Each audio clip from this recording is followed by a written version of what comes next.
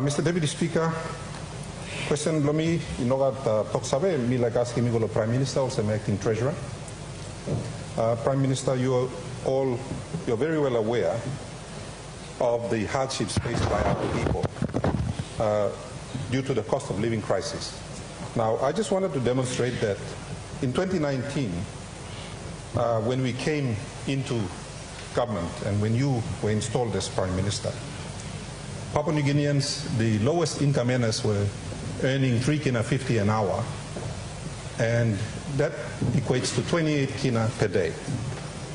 Even now, 5 years later, our lowest income earners are making 28 kina per day. This tin of fish,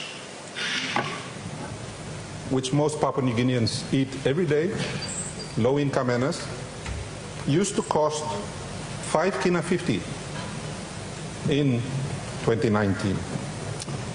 This morning, it's 7 kina 50 in Port Moresby. In other parts of the country, it's more than 7 kina 50.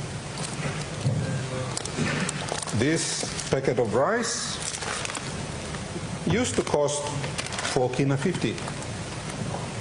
Today, it's 6 kina in Port Moresby, and in other parts of Papua New Guinea, in ECP, it's up around 7 kina.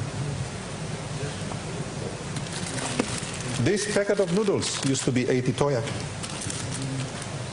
It's now 1 kina 20. Some parts, it's a kina 50.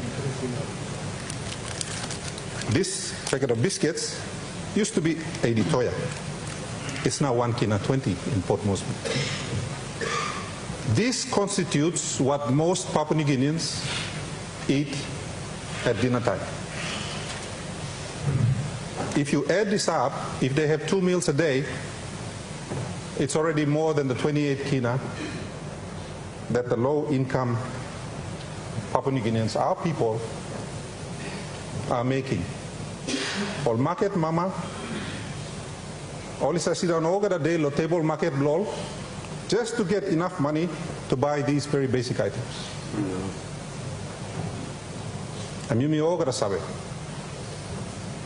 My questions are as follows. Number one, what fiscal initiatives has the government undertaken in the last 5 years to make these items affordable for our people? What initiatives you play Kisim Peninsulan? If not, what new initiatives do you have that will make these items affordable? Lol mama blo yumi sa hatok lo table market every day, nolin up lo baim na fidim ol pingni blol. Our future.